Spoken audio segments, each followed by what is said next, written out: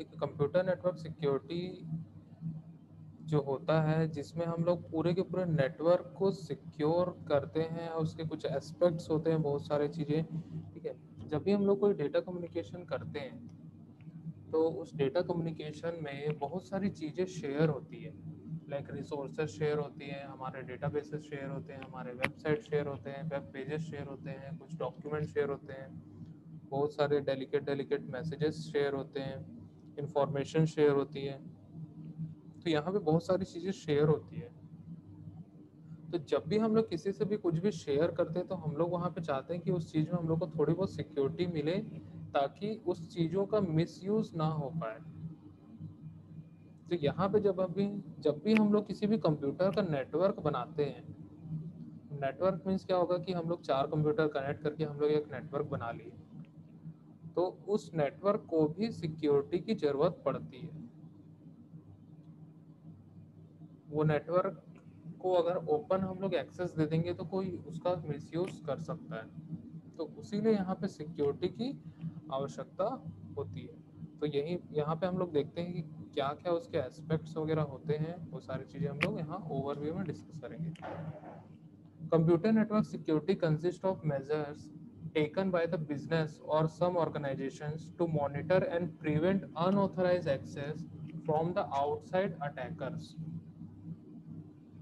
ठीक है, तो जनरली कंप्यूटर नेटवर्क सिक्योरिटी जो होती है, जो भी जिस भी ऑर्गेनाइजेशन में या फिर कोई बिजनेस कर रहे हैं, ठीक है, तो उस ऑर्गेनाइजेशन में बहुत सारे डेटा होते हैं, बहुत सारे डेटा शेयरिंग होती है। ठीक है, तो वहाँ पे उस नेटवर्क में अनऑथराइज एक्सेस से बचाया जाता है। ठीक है, जो भी आउटसाइड अटैकर्स होते हैं, ठीक है, उनसे बचाने के लिए यहाँ पे नेटवर्क सिक्योरिटी लगाई जाती है। ठीक है, different approaches to computer network security management have different requirement depending on the size of the computer network.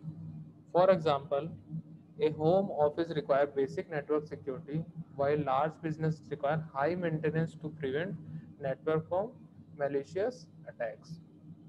ठीक है, तो अलग अलग अप्रोचेस यहाँ पे यूज़ किए जाते हैं सिक्योरिटी मैनेजमेंट के। ठीक है, जैसे कि कोई छोटा सा ऑफिस है, वहाँ चार पांच कंप्यूटर है, तो हम लोग छोटे से ही कोई एक सिक्योरिटी वहाँ पे लगाएंगे, लाइक फायरवॉल हम लोग लगा लेंगे। ठीक है, इस टाइप की छोटी सी हम लोग सिक्योरिटी वहाँ पे लगा सकते हैं। लाइक अगर कोई बड़ी सी हमारी कंपनी जहाँ पे लाखों कंप्यूटर्स कनेक्ट है, ठीक है, सभी के सभी एक्सेस कर रहे हैं, तो उस केस में क्या होगा कि हम लोग को वहाँ पे सिक्योरिटी बहुत हाई चाहिए। तो वहाँ पे हम लोग वैसे ही नेटवर्क सिक्योरिटी डिवाइसेस का यूज़ करेंगे, नेटवर्क सिक्योरिटी सॉफ्टवेयर्स का यूज़ करते हैं, ताकि हम लोग का जो डेटा है बाहर शेयर ना हो, कोई अनऑथराइज एक्सेस ना हो, कोई आउटसाइड अटैक ना कर पाए। तो इस टाइप से यहाँ पे हम लोग उसको सिक्योर करते हैं। Network administrator controls access to the data and software on the network. A network administrator assigns the user ID and password to authorized person। ठीक है, जो भी नेटवर्क को हैंडल करता है उसको हम लोग बोलते हैं नेटवर्क एडमिनिस्ट्रेटर।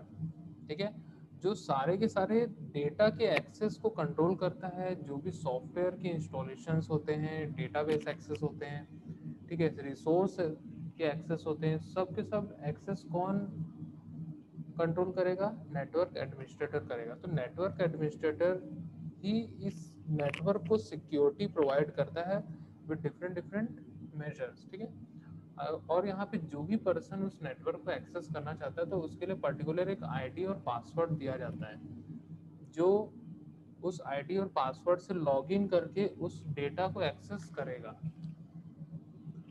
ठीक है, तो यहाँ पे जो हम लोग नेटवर्क की बात कर रहे हैं, तो नेटवर्क में सिंपल सी बात है कि जो ऑथराइज रहेगा वही एक्सेस कर पाएगा। जैसे कि हम लोग वाईफाई यूज़ करते हैं, तो वाईफाई हम लोग उसको यूज़ कब कर सकते हैं? जब हम लोग के पास उस वाईफाई का आईडी होगा और उसका एक पासवर्ड होगा। ठीक है, जब हम लोग पासवर्ड डालेंगे तभी हम लोग ऑथराइज हो पाएंगे, तभी हम लोग उसको एक्सेस कर सकते हैं। इस प्रकार से नेटवर्क एडमिनिस्ट्रेटर क्या करते हैं, पहले से आईडी पासवर्ड सेट करके रखे होते हैं। जैसे कि बहुत सारे वाईफाई में हम लोग देखते हैं साइन इन वहाँ पे ऑप्शन आता है। जैसे हम लोग रेलवे स्टेशन में जाते हैं तो वो क्या कैसे साइन इन करता है, हम लोग वहाँ फ़ोन नंबर डालते हैं, फिर फ़ोन नंबर पे एक ओटीपी आता है, ओटीपी हम लोग डालते हैं, तब वो ऑथराइजेशन लेता है और तभी हम लोग उस नेट को एक्सेस कर सकते हैं। तो इस प्रकार से उसको सिक्योर किया जाता है कि कोई उसमें अनऑथराइज एक्सेस ना हो। ठीक है, तो यहाँ पे कुछ एस्पेक्ट्स है इसके, एस्पेक्ट्स ऑफ नेटवर्क सिक्योरिटी। ठीक है, सबसे फर्स्ट है privacy.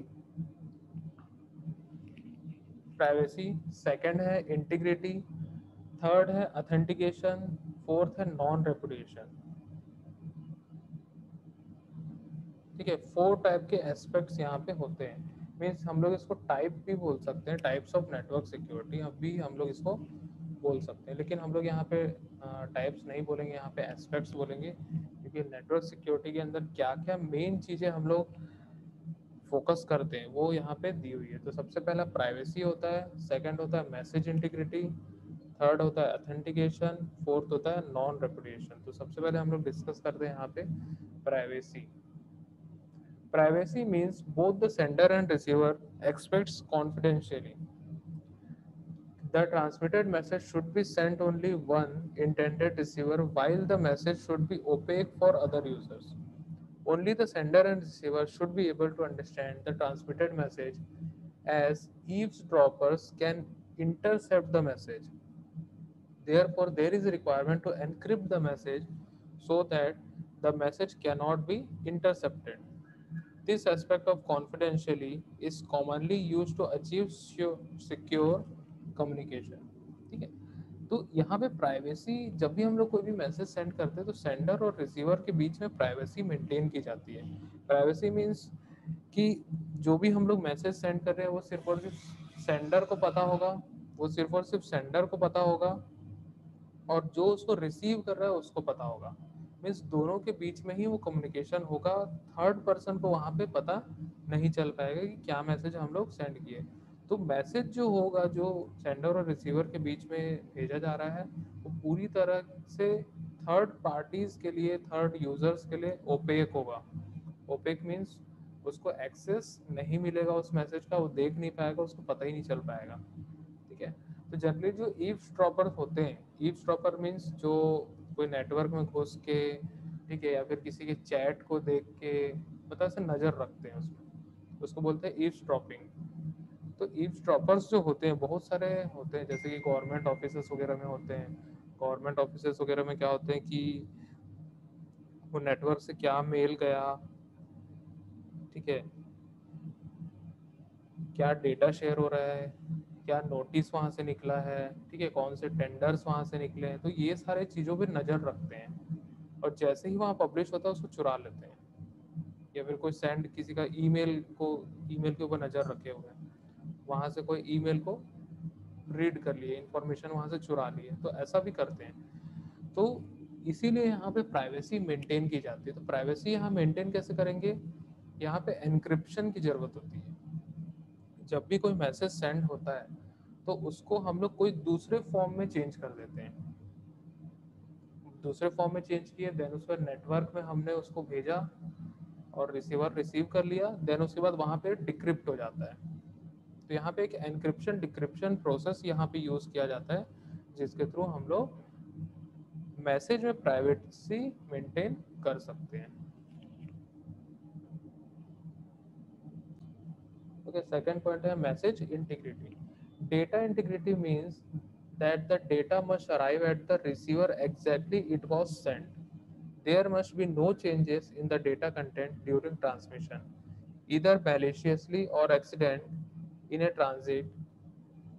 As there are more and more monetary exchanges over the internet, data integrity is more crucial. The data integrity must be preserved for secure communication. अब देखो यहाँ data integrity मतलब क्या होता है कि हम लोग जो डेटा सेंड किए, लाइक मैंने एक पीडीएफ फाइल सेंड किया, ठीक है, रिसीवर के पास जाके वो पीडीएफ का इमेज बन गया, पीडीएफ से चेंज हो गया इमेज में, ऐसा नहीं होना चाहिए। जो मैंने डेटा सेंड किया है वो एग्जैक्टली सेम डेटा ही रिसीवर तक पहुंचना चाहिए।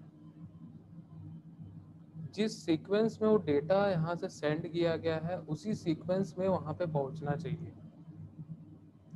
मतलब जो एग्जैक्टली जो डेटा सेंड किया गया है सेम डेटा रिसीवर रिसीव करना चाहिए। तो यहाँ पे जो मैसेज इंटीग्रिटी है, ठीक है, यहाँ पे जब ट्रांसमिशन होता है मैसेज का, तो उसके बीच में बहुत सारे एवस्ट्रॉपर्स, ठीक है, हैकर्स, इस टाइप से बहुत सारे वहाँ अटैक करने के चांसेस होते हैं, या फिर कोई अनऑथराइज एक्सेस करके भी उस मैसेज को रीड करके कुछ ट्रांसफॉर्म कर दिया उसमें, ठीक है, या फिर कुछ मॉडिफाई कर दिया, उसके कंटेंट चेंज कर दिया। इस प्रकार के भी वहाँ पे अटैकर्स होते हैं जो इस टाइप का काम करते हैं। तो वहाँ पे हम लोग को उस मैसेज को भी सिक्योर करना होता है। जैसे हमने एक मेल भेजा, ठीक है, मैंने एक सिंपल मेल भेजा, जैसे बहुत सारी कंपनीज वगैरह में होता है कि कोई उसके ईमेल को एक्सेस करके जनरली एक रेजिग्नेशन मेल कर देते हैं एचआर को, ठीक है। तो उसके लिए वहाँ पे क्या करते हैं, मैसेज इंटीग्रिटी का कॉन्सेप्ट लगाया जाता है। मीन्स जो मैसेज उसने सेंड किया है वही सेंड होना चाहिए, कोई दूसरा सेंड नहीं होना चाहिए, ठीक है। तो मैसेज सेंड जब होगा उसके मेल से, तो जो मैसेज में कंटेंट डाला हुआ है, जो डॉक्यूमेंट उसने अटैच किया, सेम चीज ही रिसीवर तक रिसीव होना चाहिए। कोई भी मैलिशियसली वहाँ पे कोई एक्सीडेंशियली ऐसा नहीं होना चाहिए कि नेटवर्क में कहीं वो डेटा चेंज हो गया, मॉडिफाई हो गया, ऐसा कहीं भी नहीं होना चाहिए। तो उसके लिए यहाँ पे इंटीग्रिटी के लिए भी यहाँ पे बहुत सारे ऐसे प्रबंध किए जाते हैं जिसके थ्रू मैसेज जो है हमारा सिक्योर होता है, जो हमारा कम्युनिकेशन होता है वो सिक्योर होता है।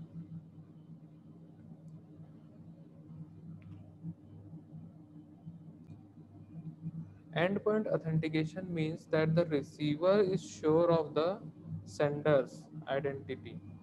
That is, no imposter has sent the message. मतलब जो भी रिसीवर है उसको पता है कि सेंडर जो है, जो मैसेज को सेंड कर रहा है वो कौन है। मीन्स सेंडर को जानता है रिसीवर, सेंडर को जानता है, मीन्स उसकी आइडेंटिटी जो है वो रिसीवर को पता है। कोई ऐसा फर्जी या फिर कोई भी अगर सेंड कर देता है, कोई भी डेटा सेंड कर देता है, हो सकता है आज के डेट में अगर मान के चलिए, जैसे मेरे व्हाट्सएप में बहुत सारे लोग का ऐसे लिंक्स आते हैं, अजीब अजीब टाइप के लिंक्स आते हैं, लेकिन वो इंडिया का नंबर नहीं रहता है, तो उसको ओपन करके नहीं देखना चाहिए कभी भी। अगर कोई भी इस प्रकार का लिंक सेंड करता है तो हो सकता है वो कुछ उसमें मैलिशियस कंटेंट हो, हमारा बैंक अकाउंट हैक कर सकता है, हमारा मोबाइल हैक कर सकता है, कुछ भी है वो कर सकता है, ठीक है। तो कोई भी ऐसा सेंडर जिसकी आइडेंटिटी हमें नहीं पता है, ठीक है, या फिर कोई ऐसा अननोन पर्सन कोई ऐसा लिंक भेज देता है, ठीक है, बहुत सारे ऐसे एडवर्टाइजमेंट्स होते हैं हमारे जो भी हम लोग सोशल मीडिया यूज़ कर रहे हैं, या ट्विटर यूज़ कर रहे हैं, फेसबुक यूज़ कर रहे हैं, व्हाट्सएप यूज़ कर रहे हैं, ठीक है, इवन एसएमएस में भी कुछ लिंक्स आते हैं, ठीक है। बहुत सारे प्रमोशनल एक्टिविटी होती है, उसमें कुछ कुछ लिंक्स होते हैं, हम लोग क्या करते हैं कि अरे फ्री में मिल रहा है, हम लोग उसको क्लिक करते हैं, बाद में पता चलता है कि मोबाइल हैक हो चुका है, ठीक है। या फिर हम लोग कुछ ऐसा खोलते हैं, कुछ एक फेसबुक का लिंक होता है, बाद में पता चलता है कि फेसबुक से हम लोग का कुछ कंटेंट पोस्ट हो गया ऑटोमेटिक, ठीक है। तो इस टाइप के भी यहाँ पे एक्टिविटीज होती है, ठीक है। तो जब तक सेंडर्स की आइडेंटिटी पता नहीं होगी तब तक रिसीवर जो है उस मैसेज को रिसीव नहीं करता, ठीक है। तो यहाँ पे जो सेंडर और रिसीवर है दोनों का अथेंटिकेशन होना जरूरी है। अथेंटिकेशन मीन्स दोनों की आइडेंटिटी पता होना चाहिए, दोनों का आईपी एड्रेस पता होना चाहिए, दोनों का मैक एड्रेस पता होना चाहिए, दोनों का या तो ईमेल आईडी या फिर कुछ ऐसी डिटेल्स पता होनी चाहिए जिससे हम लोग उसको यूनिकली आइडेंटिफाई कर पाए, ठीक है। तो यहाँ पे जो एंड पॉइंट अथेंटिकेशन है वो सेंडर और रिसीवर दोनों के लिए होता है, ठीक है। तो रिसीवर जो है श्योर होगा कि हाँ इस सेंडर की आइडेंटिटी है, तब वो रिसीव करेगा, अदरवाइज नहीं करेगा।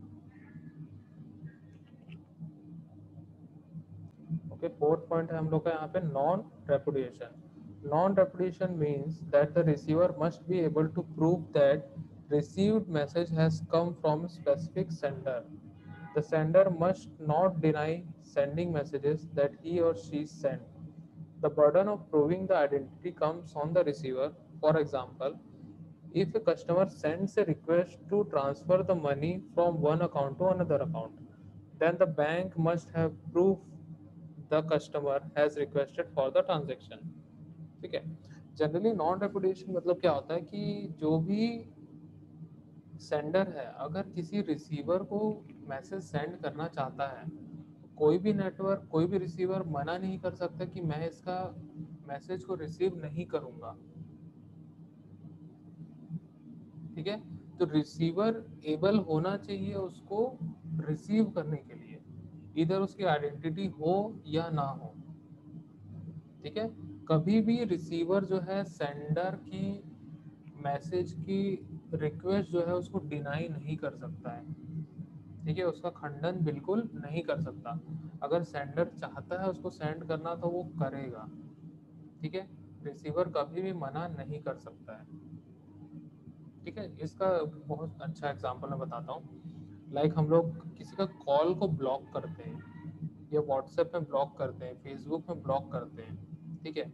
लेकिन वो ब्लॉक मीन्स हम लोग ऐसा नहीं कि वो रिसीव नहीं हो रहा है, उसके मैसेजेस भी रिसीव होते हैं और उसके जो पोस्ट वगैरह है वो भी होते हैं, सब चीज़ रिसीव होते हैं।